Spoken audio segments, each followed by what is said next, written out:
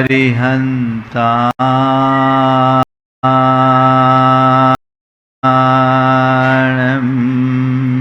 नमो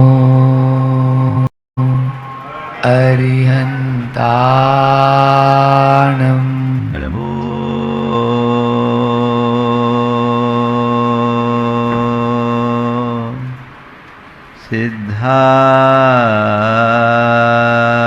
सिद्धाणं नमो सिद्धाणं नमो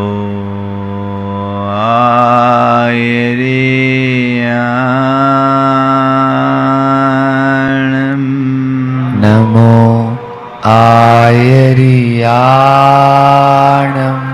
नमो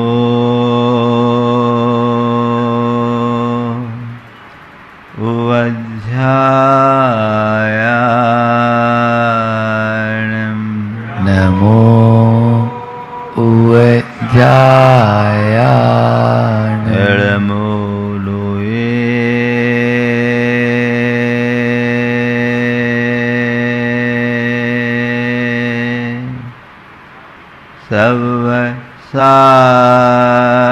सवसाहुणं नमो लोये सवसाहुणं एसो पंच हरमोयारो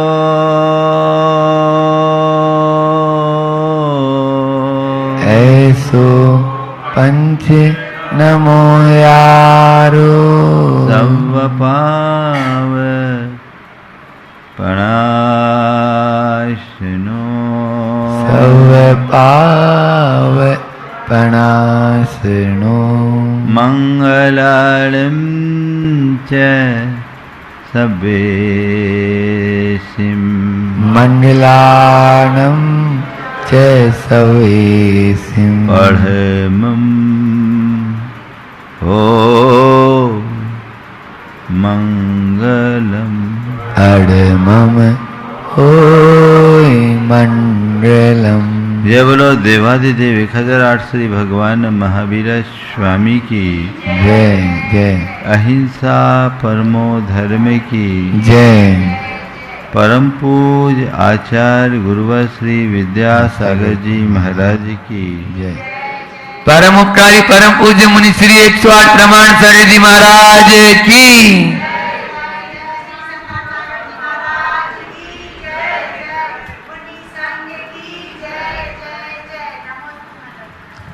हमारे जीवन में कभी एक रूपता नहीं रहती, कभी सब कुछ बड़ा व्यवस्थित रूप से चलता रहता है, तो कई बार उथल पुथल उतार चढ़ाव की स्थिति सामने आ जाती है। स्थितियां जब सामान्य होती है तो हम लोग सामान्य रहते हैं, परिस्थितियां जब असामान्य हो जाती है तब प्राय लोग बड़े परेशान होने लगते हैं। एक अलग प्रकार की व्यग्रता, बेचैनी या उद्विग्नता मन में उत्पन्न होने लगती है, अशांति प्रकट हो जाती है, जिसे हम बोलचाल की भाषा में आकुलता कहते हैं। ये आकुलता एक ऐसी नकारात्मक वृत्ति है जो हमें अंदर से व्यग्र, बेचैन, अशांत और परेशान करती है।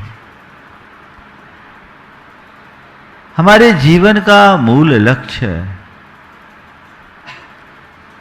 जीवन में सहजता को प्राप्त करना है।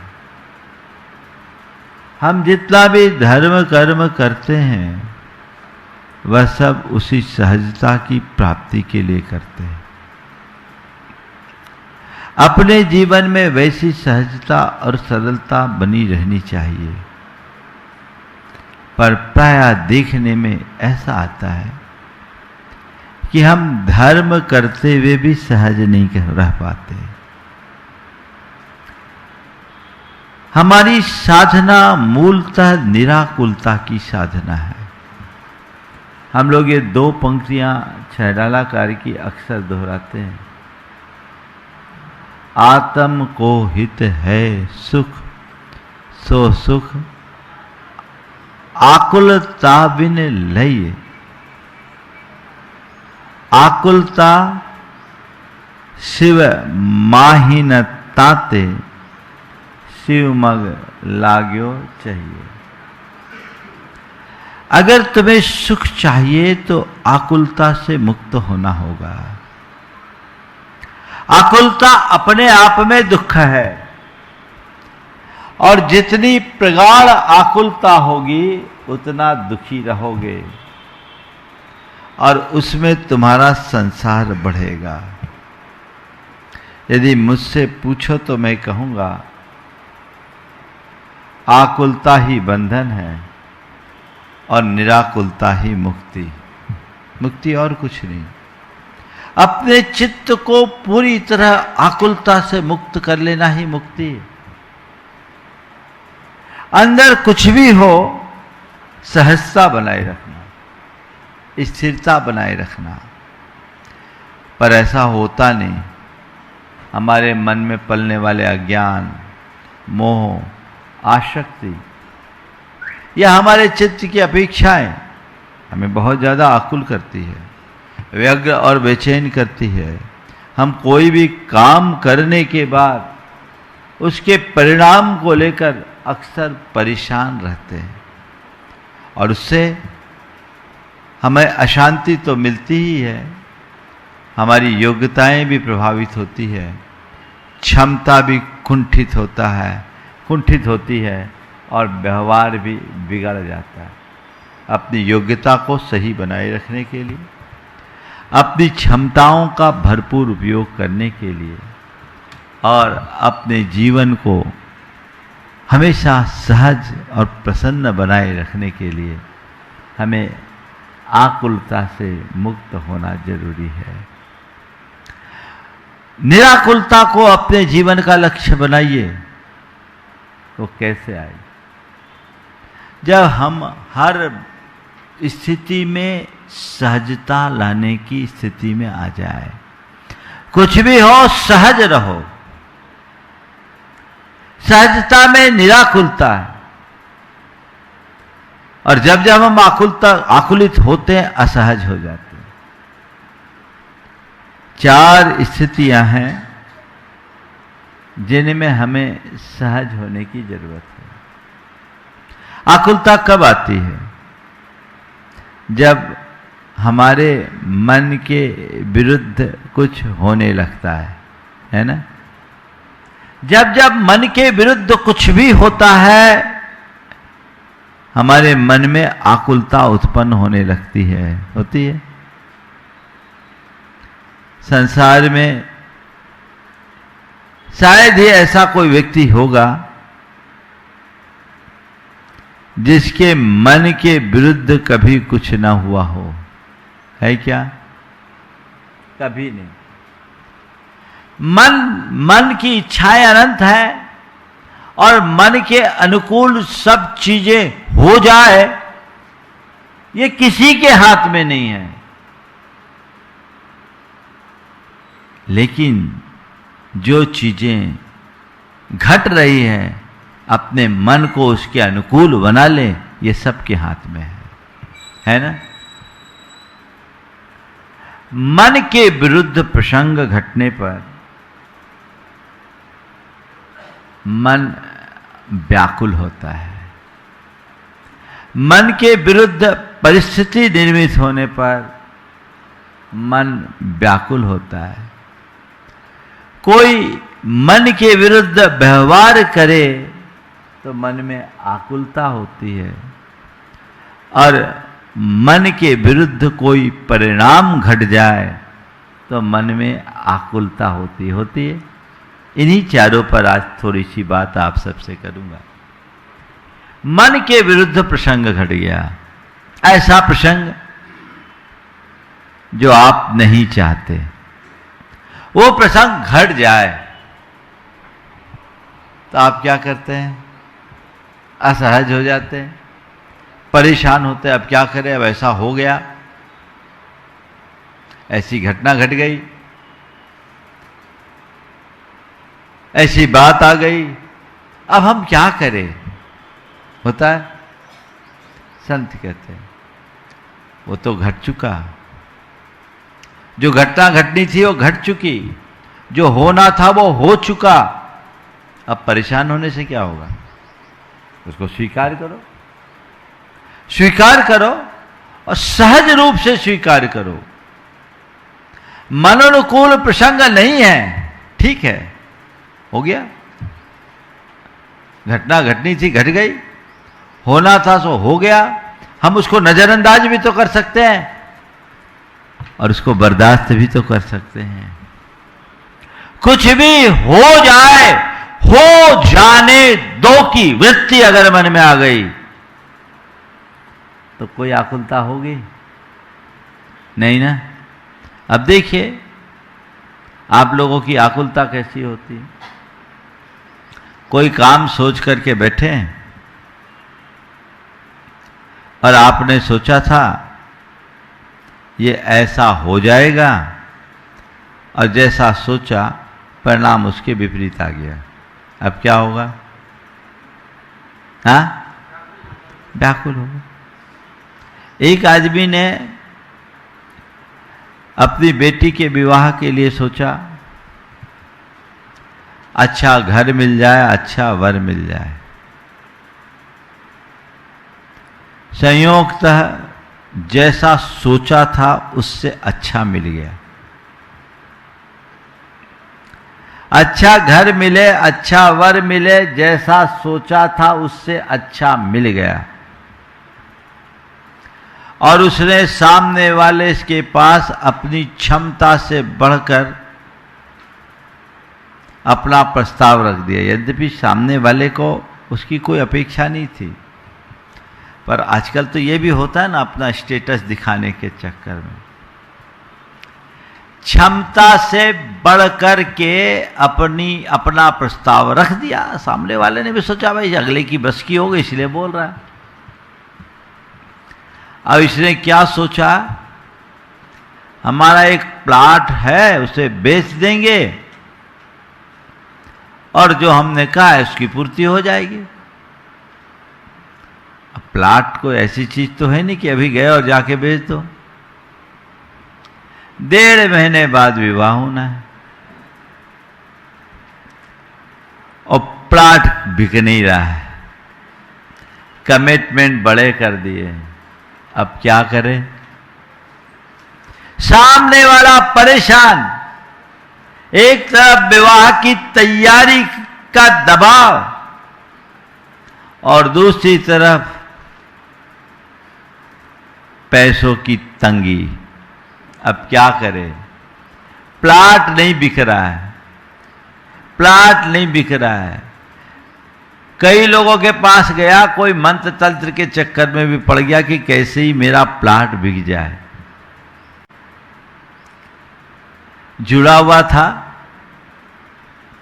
प्राय ऐसा होता है जब इधर उधर के डॉक्टरों से इलाज करा के हार जाते तब कभी कभी सही डॉक्टर के पास आने का मन बनता है। मेरे पास आया, चेहरा बहुत अशांत और तनावग्रस्त दिख रहा था। बोला महाराज जी बहुत परेशान हूं, बिटिया की शादी है, प्लाट बिक नहीं रहा है और हमने कमिटमेंट बड़ा कर दिया। अब कुछ समझ में नहीं आ रहा क्या करें, बहुत परेशानी है। आप कुछ ऐसा कर दो कि प्लाट बिक जाए, आप कुछ ऐसा कर दो कि प्लाट बिक जाए। मैंने कहा मेरे पास ऐसा कोई जादू मंत्र नहीं है कि मैं तेरे प्लाट को बिकवा दूं, पर मैं तुझे ऐसा मार्गदर्शन जरूर दे सकता हूं जो तेरा टेंशन मिटा दे। हमने कहा तूने इतना बड़ा कमिटमेंट किया क्यों? बोले महाराज हमने सोचा बढ़िया रोड का प्लाट है, बढ़िया बिक जाएगा, और एक ही बिटिया है, अपने को करना अच्छे से अच्छा करना है महाराज, संबंध अच्छा मिल गया तो हमने सोचा कहीं संबंध हाथ से निकल ना जाए, इसलिए हमने भी दे दिया। हमने कहा तो फिर थोड़ा समय लेकर के काम करना था। बोले नहीं महाराज उनको अनुकूलता नहीं थी, वो भी चाह रहे थे शादी, तो हमने कहा जो होगा देखा जाएगा, कर ले। हमने कहा फिर प्लाट नहीं बिका तो तुमने इधर उधर से व्यवस्था की। महाराज जी जो उतनी व्यवस्था बन सकती थी कर ली, लेकिन हमने तो कमिटमेंट बहुत बड़ा कर लिया, अब होगा नहीं। प्लाट बड़ा था, कीमती था, बिक नहीं रहा था। अब उसने कहा महाराज हम क्या करें।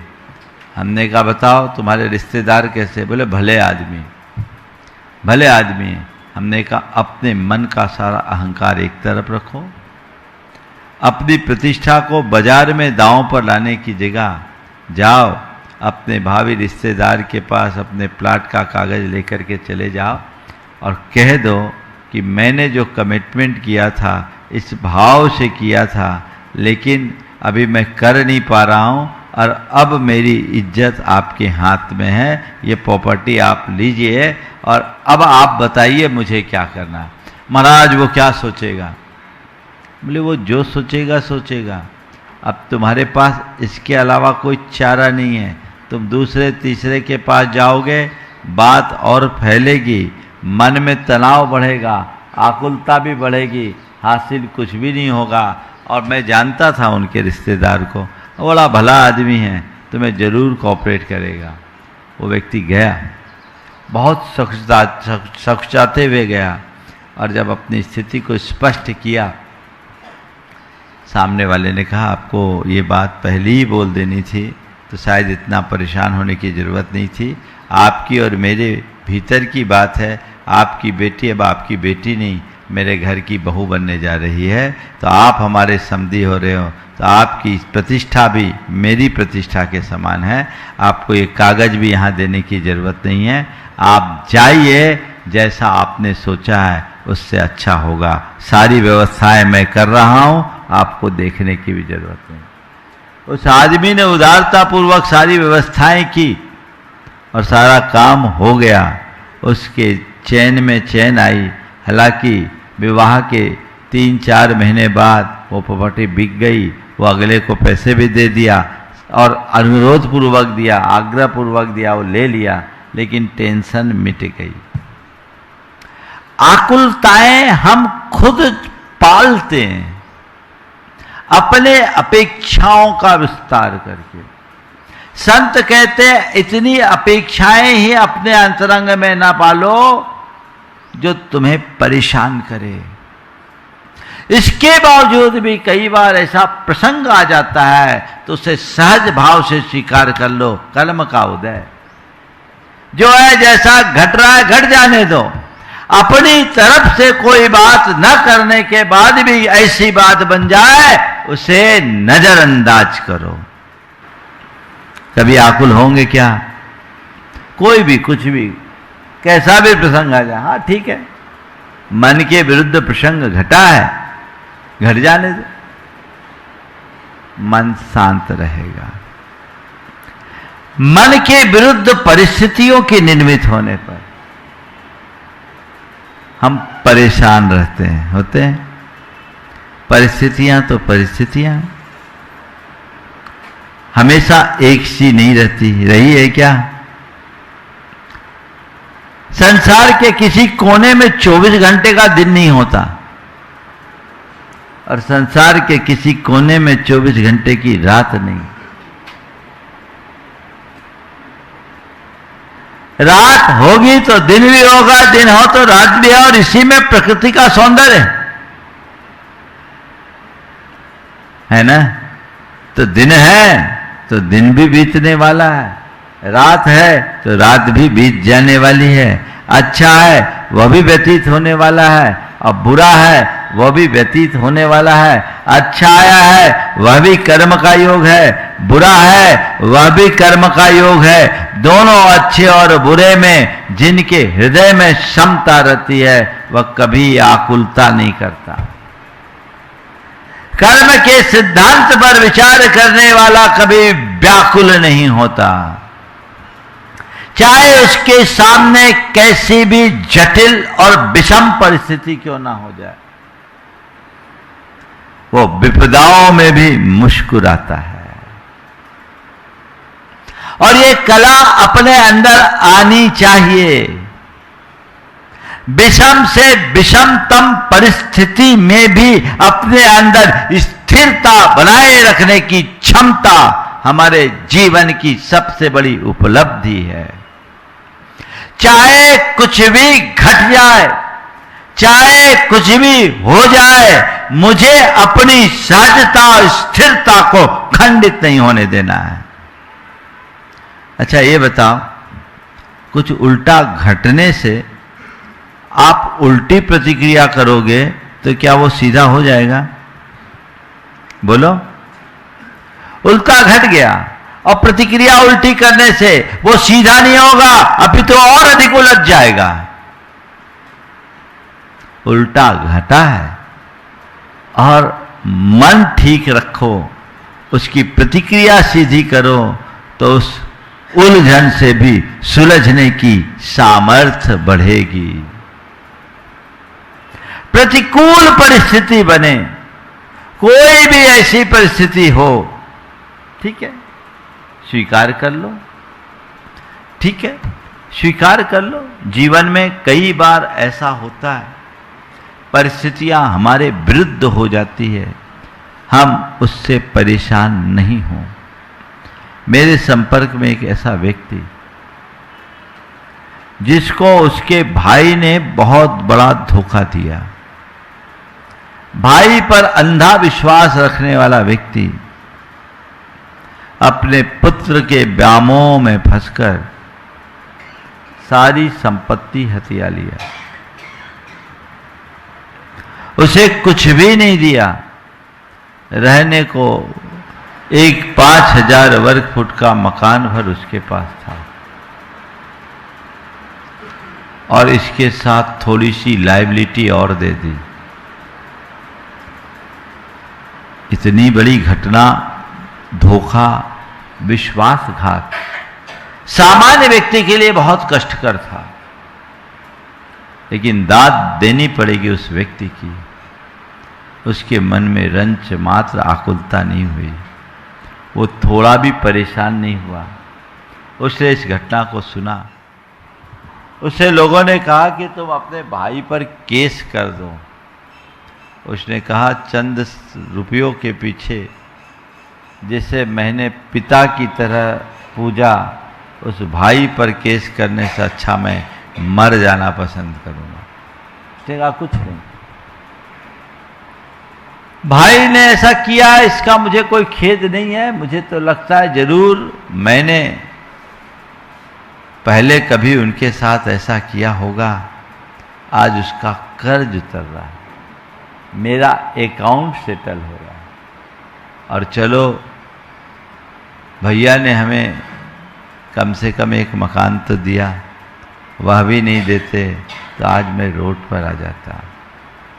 उस व्यक्ति ने रंच मात्र आकुलता किए बिना अपने आप को सकारात्मक दिशा में लगाया। हुनर थी, गुडविल थी, रेपुटेशन थी। अपने मित्रों के साथ मिलकर एक कंपनी बनाई, रियल एस्टेट में उतरा और आज वो आदमी सैकड़ों करोड़ का धनी बना हुआ है। यदि वो व्यक्ति परेशान होता, आकुल व्याकुल होता, केस मुकदमे में पढ़ करके अपनी सारी शक्ति को नकारात्मक क्षेत्र में लगा देता, नकारात्मक दिशा में लगा देता, तो आज जहां पहुंच पाया है, क्या वो पहुंच पाता? बोलो, नहीं।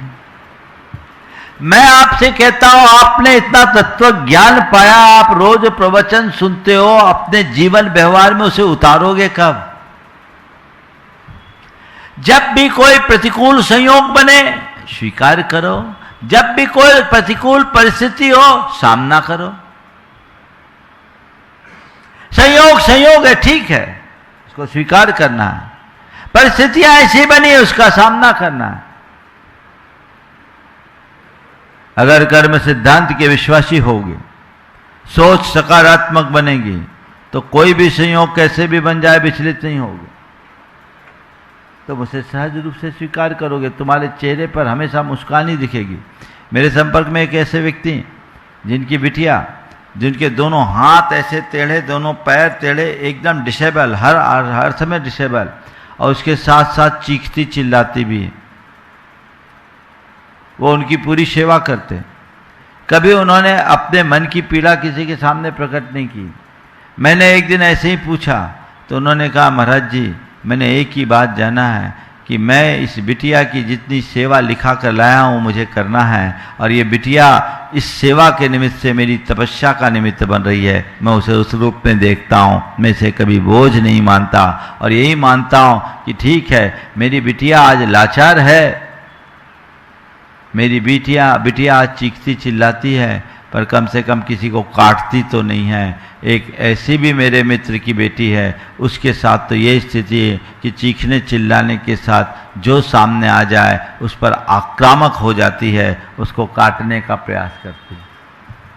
ठीक है महाराज, कर्म का उदय है, सामना तो करना ही पड़ेगा। अच्छा ये बताओ, जब कभी ऐसी सिचुएशंस आते हैं, ऐसी परिस्थितियां बनती है, आपके रोने धोने से क्या वो टल जाती? उसमें कुछ सुधार होता है क्या? आज तक कभी न तो हुआ है ना होगा, अपितु और उलझेगा। तो उपाय क्या है? सामना करो, स्वीकार करो, ठीक है जो है सो सामने है, मेरे कर्म का उदय है, यदि ऐसा है तो यह भी मुझे स्वीकार्य है। इतना ही सा तो काम करना है। ये मुझे स्वीकार है, मैं इसे एक्सेप्ट करता हूं, विचलित नहीं होगे। ये बाहर का संयोग है, बना है, बदलेगा। और ये भी मैं मानता हूं कि आज बुरा है तो वो भी स्थिर नहीं है, अच्छा है तो भी स्थिर नहीं है, अच्छा है वो भी बीतने वाला है, और बुरा है वह भी बीत जाएगा। इतनी सी भावना अगर मन में प्रकट हो जाए तो तुम्हारे अंदर सहज स्थिरता आएगी। आएगी कि नहीं आएगी? बोलो, आएगी। तो अपने हृदय में ऐसी स्थिरता को विकसित कीजिए, जीवन की दिशा आपो आप पलट जाएगी। जीवन में एक अलग प्रकार की रसानुभूति होगी। वो घटित करिए, कुछ भी हो जाए मुझे सहज रहना है। क्या करना है? मुझे सहज रहना है। तीसरे क्रम में, कोई प्रतिकूल व्यवहार कर दे, आप उसे नजरअंदाज करें। कोई मुझे कितने भी अपशब्द कह दे, कोई मेरे विरुद्ध कैसी भी टिप्पणी कर दे, कोई मेरे साथ अभद्र व्यवहार करे, कोई मुझे नीचा दिखाने का प्रयत्न करे, मैं उससे अविचलित बना रहूं। उन परिस्थितियों में भी अपने अंदर स्थिरता बनाए रखूं। ऐसा किया जा सकता है कि नहीं? बोलो, थोड़ा जोर से तो बोलो। किया जा, इतने दबे दबे आवाज में क्यों? बोलो तो सही। किया जा सकता है कि नहीं? किया जा सकता है। करते हो? क्यों नहीं? कई जगह आप करते हो। बताओ कहां कर लेते हो? जिससे प्रेम होता है वो कुछ भी बोल दे सब झेल लेते हो। जिससे मतलब होता है वो कुछ भी बोल दे वो झेल लेते। जो अपने से ताकतवर होता है वो कुछ भी बोल ले वो झेल लेते हो। झेलते हो कि नहीं? हाँ, झेलते हो। अरे महाराज, झेलना पड़ता है। मैं आपसे कहता हूं, झेलना नहीं, झेलना नहीं है। कोई कैसा भी कर दे, झेलना नहीं, खेलना है। झेलना और खेलना में क्या अंतर है? गेंदबाज ने खतरनाक गेंद फेंकी, आपने झेल लिया, इसमें आपकी कुशलता नहीं है। तुम कैसी भी गेंद आए, कितनी भी खतरनाक गेंद आए, बल्ला इस हिसाब से घुमाओ कि वो गेंद बाउंड्री के पार चले जाए, इसका नाम है खेलना।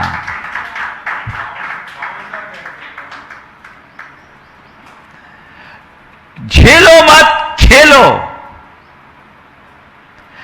कर्म कोई भी गेंद फेंक सकता है। हमें अपनी बल्लेबाजी अच्छी रखनी चाहिए। मुझे आउट नहीं होना है, इस गेंद को बाउंड्री से आउट करना है, बाहर करना है। ये जज्बात अपने मन में होना चाहिए, और ये तभी होगा जब हृदय में तत्व ज्ञान होगा, सही समझ की दृष्टि होगी। वो कुछ बोल दिया ठीक है, बोला ही तो है। अरे उल जलूल बोल दिया तो जिसके अंदर जो भरा था वो बोल दिया, हम उसको क्यों ले? किसी संत से एक आदमी ने बहुत बदतमीजी से बात की, बहुत सारी गालियां दी। संत सहज भाव से मुस्कुराते रहे।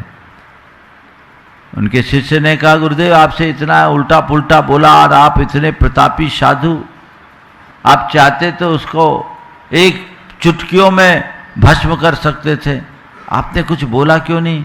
संत ने मुस्कुराते हुए कहा, बेटा मैं क्यों बोलता, आग उसके अंदर लगी थी, वो उगल रहा था, वो आग उगलने दो, जल वो रहा था, मुझे क्यों परेशान होना। कितनी बड़ी दृष्टि। कोई कुछ बोलता है तो आप उसको पकड़ते क्यों? बोलो। कोई मेरे विरुद्ध कुछ न बोले, ये मेरे हाथ में नहीं है क्या? कोई मेरे विरुद्ध कुछ न बोले, ये मेरे हाथ में नहीं है, पर मेरे विरुद्ध कोई कितना भी बोले मैं चुप रहूं, ये मेरे हाथ में है ना? क्यों हम आकुल हो, क्यों प्रतिक्रियाएं दें, क्यों परेशान हो? सहज रूप से उसे स्वीकार क्यों ना करें? कर सकते हैं, बोल दिया, बोल देने दो, हमने इग्नोर कर दिया। जैसे कोई नादान बच्चा कुछ बोल देता हम इग्नोर करते हैं, कोई पागल कुछ बोल देता हम उसको इग्नोर करते हैं। समझ लो सामने वाला नादान है, या समझ लो अभी उसका दिमाग पगलाया हुआ है, ठंडा होगा अपने आप राइट हो जाएगा। सहज बने रहिए, अपने अंदर की सहजता को बनाए रखने का अभ्यास कीजिए। जीवन में तभी आनंद आएगा, तभी आप निराकुल होंगे। बस एक ही बात, मुझे सहज रहना है। जो बातें मुझे असहज कर दे उन्हें एक्सेप्ट ही मत करो, इग्नोर करो, नजरअंदाज करो। बस यही नहीं होता। काम की बातों को आप नजरअंदाज भले कर दो, पर बिना मतलब की बातों को पकड़ करके रखते हो। आज मैंने प्रवचन में क्या बोला, अभी नीचे उतरने के बाद शायद भूल जाओ। 4 बात में एक भी याद आ जाए तो बहुत बड़ी बात। पर किसी ने 20 बरस पहले कौन सी गाली दी थी, वो जीवन के आखिरी क्षण तक याद रहेगी, है ना? क्या है ये? क्या है? अपने अंदर की परिणति को पकड़ करके देखो। जो भूलने की बातें आप उसे पकड़ लेते हो, और जो पकड़ने की बातें उसे छोड़ देते हो, यही जीवन का बंटाधार करती है। भूलो, नजरअंदाज करो।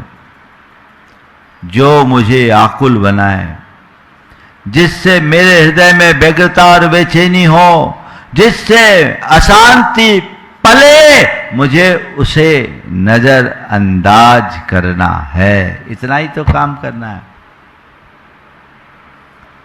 करा जा सकता है कि नहीं? बोलो कर। अरे महाराज आप तो जो बोलते हैं सब प्रैक्टिकली बोलते हैं, हम लोग हैं जो केवल बातें करते हैं। बातें नहीं, व्यवहार में उतारने से जीवन का काया पलट होगा। तो व्यवहार में उतारने का प्रयास होना चाहिए, उसका अभ्यास होना चाहिए। चौथी बात, प्रतिकूल मन के विरुद्ध परिणाम आ जाए।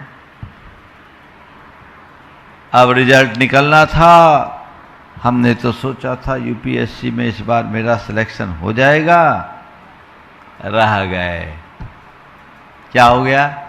रह गए। अब टेंशन, आकुलता, कई लोग इनके कारण डिप्रेशन के शिकार हो गया। सोचा था हमने चना रखा है, दाम बढ़ जाएगा, उल्टा दाम घट गया। अब क्या हो गया? भाव गिर गए, भाई साहब सड़क पर आ गए। टेंशन। सोचा कुछ था और हुआ कुछ। परिणाम जब मन और अपेक्षा के विरुद्ध होता है तो मन उसे स्वीकार करने को राजी नहीं होता, वो हमें भीतर से बहुत ज्यादा आकुल व्याकुल बना देता है, होता है। ऐसी स्थिति में जब मन आकुल व्याकुल होने लगे तो अपने आप को कैसे संभालो? एक ही बात याद रखो,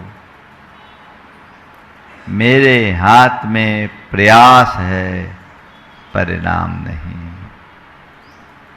प्रयत्न है, परिणाम नहीं। मैं प्रयत्न करूं, परिणाम जो हो उसे सहज भाव से स्वीकार करो।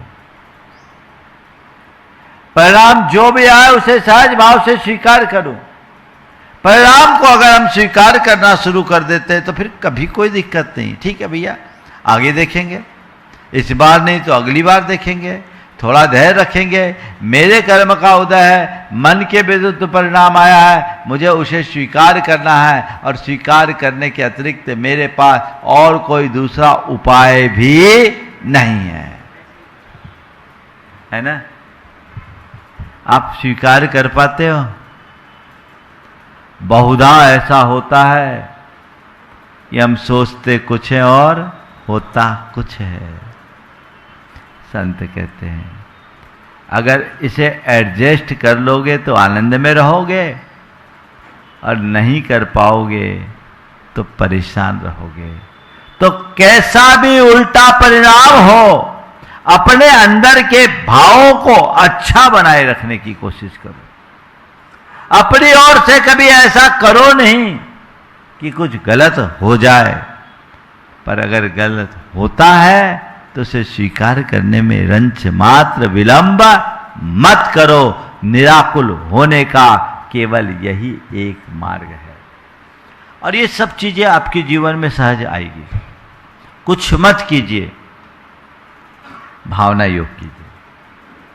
और ये भावना योग का आज जो मैं प्रयोग आप सबसे करा रहा हूं, केवल इसे आप अपने जीवन में उतार लीजिए। आपके जीवन में हमेशा सहजता और स्थिरता बनी रहेगी, सकारात्मकता बनी रहेगी। आप अपने जीवन को ऊंचाई तक पहुंचा सकेंगे।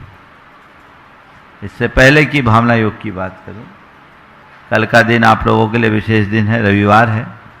कल आप लोगों ने अपने कार्यक्रम भी रखे हैं। पंचकल्याणक कोई साधारण अवसर नहीं होता। भगवान के पंचकल्याणक में सहभागिता लेना यानी अपने जीवन के कल्याण का बीजारोपण करना, अपने जीवन के कल्याण को सुनिश्चित करना। हम ऐसे पंचकल्याणक के लिए अपनी मानसिकता बनाएं। आप लोग बना ही चुके होंगे, जिनको जैसी बनानी है आप उससे लाभान्वित हों। परसों के दिन जो शांतिनाथ विधान होना है, ये शांति विधान मूल संस्कृत का शांति विधान अपने आप में अद्भुत विधान है। आप सब पूरे उमंग उल्लास के साथ उसमें अपनी सहभागिता सुनिश्चित करें। सारे भोपाल को इसकी सूचना दें। शांतिनाथ भगवान के जन्म, तप और निर्वाण कल्याण के अवसर पर सारे जगत की शांति की कामना से हम संस्कृत का मूल शांति विधान करेंगे, जो अपने आप में अनूठा विधान होगा और हम सबको आनंद से भरेगा। इसके अतिरिक्त 1 तारीख से 6 तारीख तक पंचकल्याणक है, जिसकी सूचना आप सब बार बार प्राप्त कर ही रहे हैं। और 7 तारीख से 12 तारीख तक भावना योग के प्रशिक्षकों के लिए एक प्रशिक्षण शिविर है। जो भावना योग में अपनी सहभागिता देना चाहते हैं, भावना योग के इस अभियान को जगत व्यापी बनाने में हिस्सेदार बनना चाहते हैं, वे सब इसमें आमंत्रित हैं। वे इसका लाभ लेंगे। 5 दिन में 6 दिन में इसके प्रतिदिन 3-3 सत्र होंगे। उन सत्रों का आप सब लाभ लेकर अपने जीवन को लाभान्वित कर सकेंगे और जीवन को आगे बढ़ाएंगे। इसके साथ ही ज्ञान सागर जी महाराज का 27 तारीख को समाधि दिवस और 31 तारीख को श्रुत पंचमी महामहोत्सव है। ये सारे कार्यक्रम अपने आप में बहुत अर्थपूर्ण कार्यक्रम है। हम उसका लाभ लें और अब भावना योग के साथ आज के सत्र का समापन करें। इस स्थिरता से बैठ जाएं।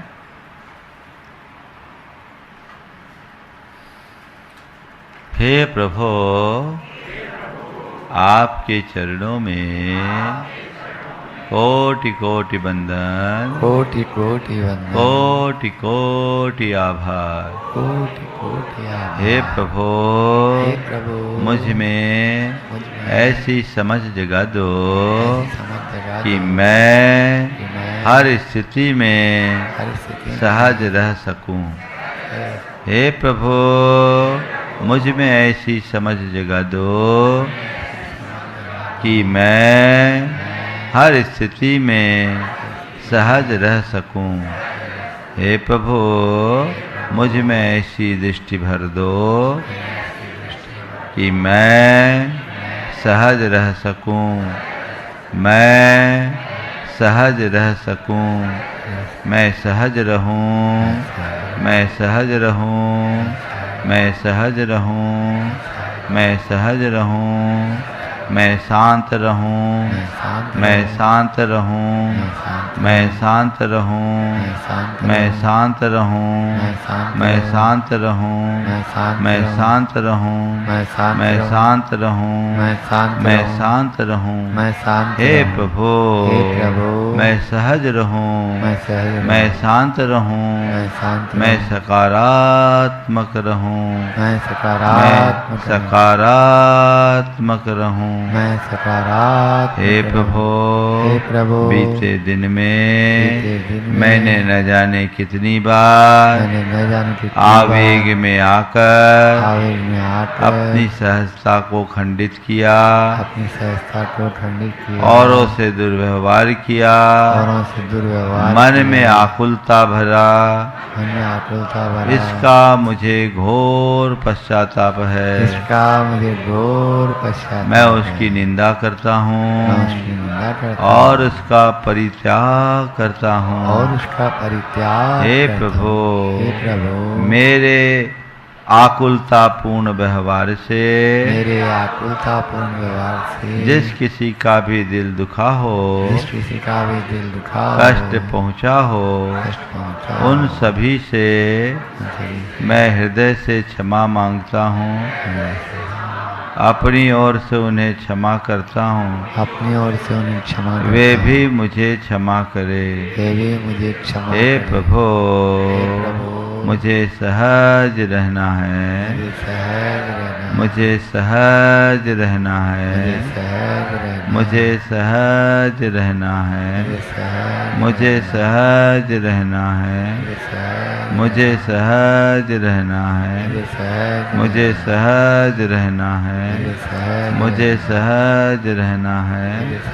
हे प्रभु, मैं सहज हूँ, मैं सहज हूँ, मैं निराकुल हूँ, मैं निराकुल हूँ, मैं निराकुल हूँ। सहजो हम, सहजो हम, सहजो हम, सहजो हम, निराकुलो हम, निराकुलो हम, निराकुलो हम, निराकुलो हम।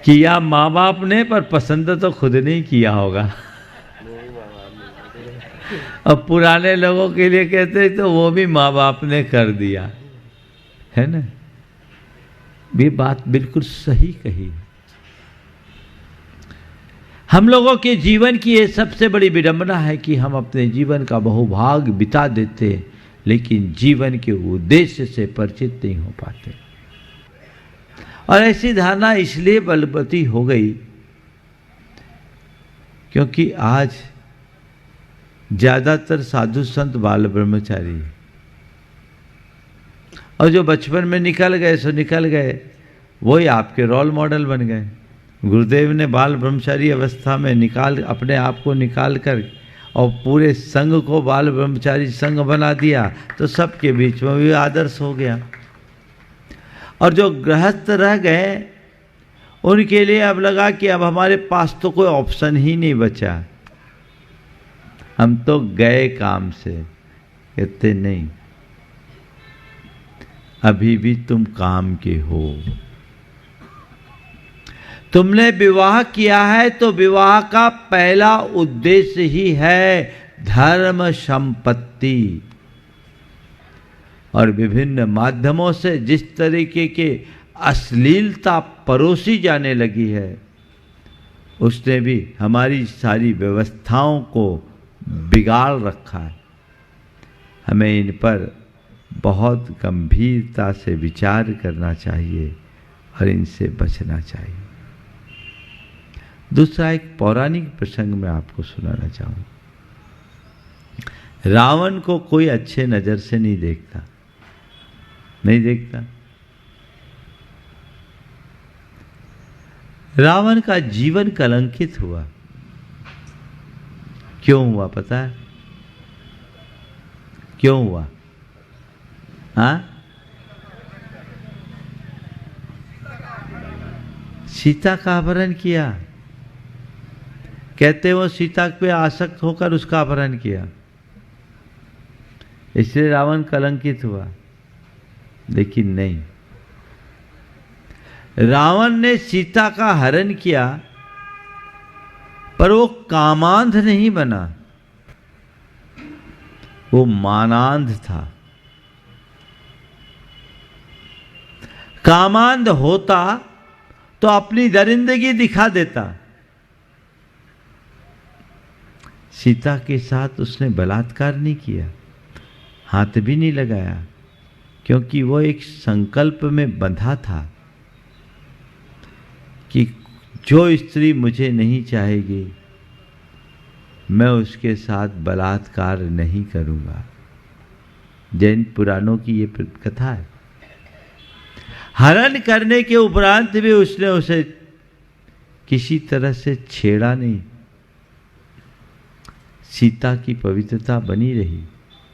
लेकिन रावण जब लगा कि सीता मुझे स्वीकार नहीं कर रही है, मेरे काम की नहीं, अशोक वाटिका में छोड़ तो दिया, लेकिन उसे मुक्त करने का भाव नहीं जगाया, क्योंकि उसके मन में अभिमान था कि अगर मैं सीता को लौटा दूंगा तो लोग क्या कहेंगे, बड़ा विद्याधर बना फिरता था, जमीन पर चलने वाले 2 लड़कों से हार गया। ये जो अभिमान था ना, उसने उसका पतन करा दिया। उसने कहा मैं सीता को लौटाऊंगा, पर युद्ध के बाद। रावण के जीवन का जो दूसरा पक्ष है वो मैं आज आप सबको बताना चाहता हूं। पद्म पुराण में एक कथा आती है कि नल कुबर नाम का एक राजा था। उसकी रानी थी उपरंभा। नल कुबर बड़ा प्रतापी राजा था। उसने अपने किले को अभेद्य बना रखा था। चारों तरफ किलों में कुछ ऐसे संयंत्र स्थापित कर रखा था जो रडार सिस्टम का काम करता, कोई भी विमान आए उसे खींच लेता। वो अजेय था, उसका किला अपराजेय था। रावण उस पर विजय पाना चाहता था, क्योंकि वो दिग्विजय में निकला। पर उसके किले में घुस पाना रावण के लिए असंभव सा था। बहुत हाई टेक्नोलॉजी थी उस समय की। इधर रावण नल कुबर की पत्नी उपरंभा रावण के गुणों में आसक्त हो गई। उसे पता चला कि रावण अपने पूरी सेना के साथ किले के बाहर पड़ाव डाले हुए है, तो वो और अधिक उतावली हो गई। वो पूरी तरह कामांध हो गई। उसका खाना पीना सब कुछ छूट गया।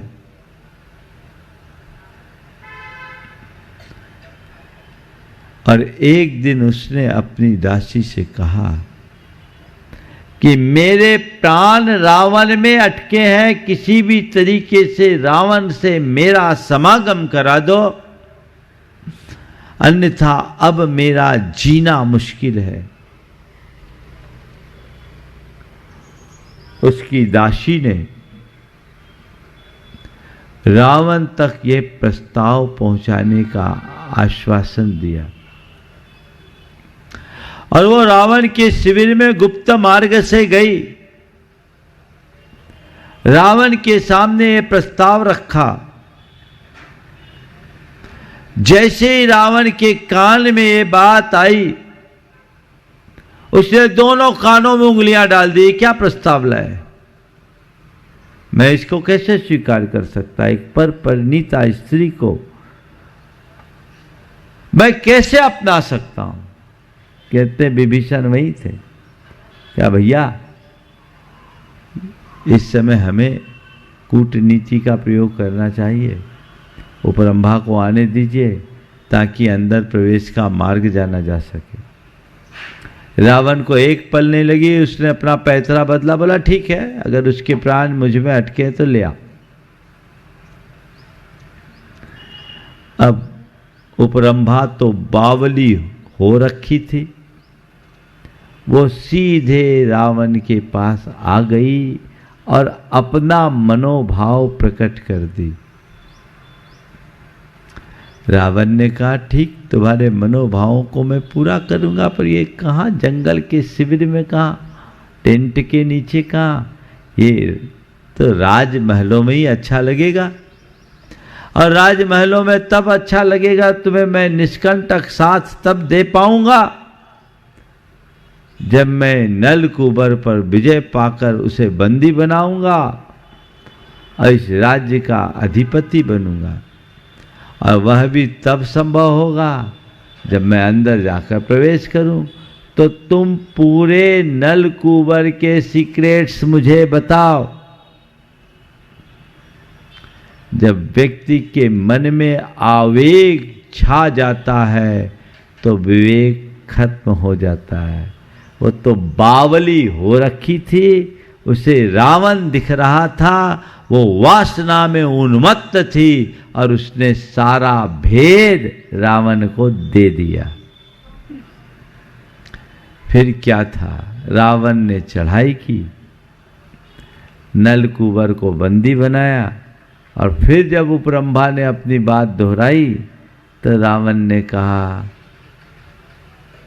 हे देवी, आपकी इच्छा की पूर्ति मैं अब कैसे कर सकता हूँ, क्योंकि आपने मुझे रास्ता बताया और जो रास्ता बताता है वो तो गुरु का स्थान पा लेता है। गुरु तो पूज्य होता है, इसलिए आप मुझे माफ करें, मैं आपकी इच्छा पूर्ति करने में असमर्थ हूँ। और फिर उसे समझाया कि नल कुंवर भी मेरे से जैसा बड़ा प्रतापी, गुणवान और बलिष्ठ राजा है, आप उसमें ही संतुष्ट होकर के रहें, मुझ में और उसमें कोई अंतर नहीं है। रावण जैसे आतताई व्यक्ति के अंदर भी ये गुण, धर्म नियंत्रित अर्थ और काम का आश्रय लेना चाहिए। आज यहीं पर विराम लूँगा। आज बोलिए परम पूज्य आचार्य गुरुवर श्री विद्यासागर जी महाराज की।